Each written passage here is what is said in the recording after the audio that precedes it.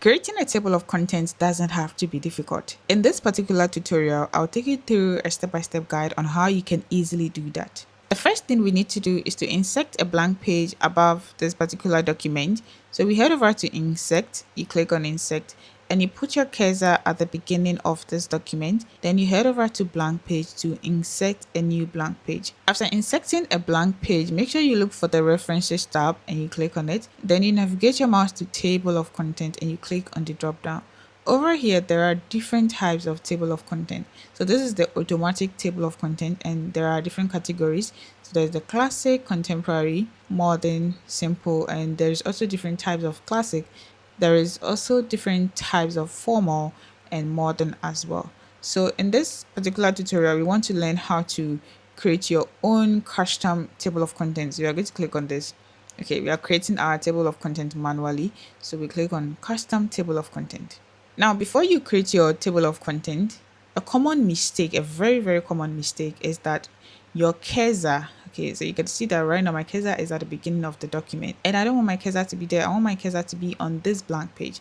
So you make sure that your cursor is on this blank page. Make sure to have your cursor on this blank page, okay, before you go over to your table of content and click on custom table of content. Over here, we want to create our table of content from scratch. So we are going to select from template. You can select any of the templates over here, how you want your table of content to be. So more or less like the appearance of your table of content.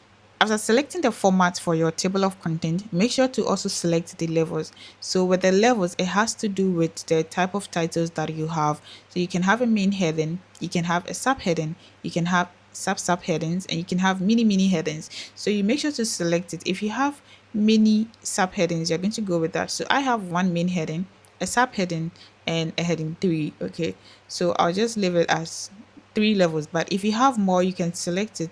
You can select this. Okay, so this is how it's going to appear over here.